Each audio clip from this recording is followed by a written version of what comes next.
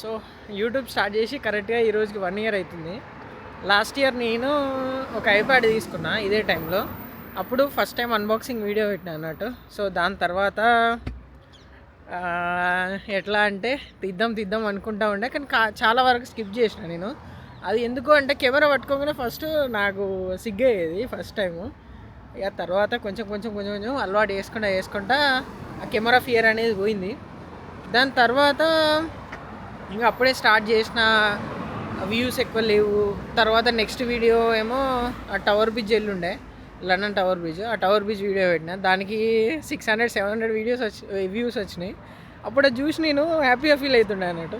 ఈ అమ్మ మనకు కూడా 700 వ్యూస్ వచ్చినాయి, ఎవడో చూస్తున్నా అనుకున్నా. దాని తర్వాత అట్లా చిన్న స్టార్ట్ చేసిన. ఇప్పటికీ ఆల్మోస్ట్ ఒక 100 వీడియోలు అయి ఉంటాయి యూట్యూబ్లో. కానీ ఇన్స్టాగ్రామ్ అనేది రీసెంట్గానే స్టార్ట్ చేసిన 1 మంత్ బ్యాక్. దాంట్లో కూడా 600 ఫాలోవర్స్ అయ్యారు. కానీ నేను యూట్యూబ్ స్టార్ట్ చేసే ముందు ఒకటే అనుకున్నా, ఏంటి అంటే ఎవరిని సబ్స్క్రైబ్ అని అడగను. ఎందుకంటే నేను చూసే కంటెంట్లో కూడా నాకు ఎవరైనా అట్లా అడిగితే నాకు నచ్చదు. కాబట్టి నేను అట్లా, అది ప్రైమరీ థింగ్ నేను అనుకున్నది. సబ్స్క్రైబ్ అడగను, ఒకవేళ నచ్చితే వాళ్ళే సబ్స్క్రైబ్ చేసుకుంటారు అని చెప్పి అనుకునేది. అండ్ ఈ 1 ఇయర్ మాత్రం నాకు ఒక మంచి ఎక్స్పీరియన్స్ యూకేలో. ఇంకో విషయం ఏంటంటే, మీరు నన్ను ఎలాంటి వీడియో ప్లేస్ అని అడగచ్చు, ఎక్సెప్ట్ యూకేకి రావాలద్దన్న క్వశ్చన్ తప్ప. Take care, bye bye.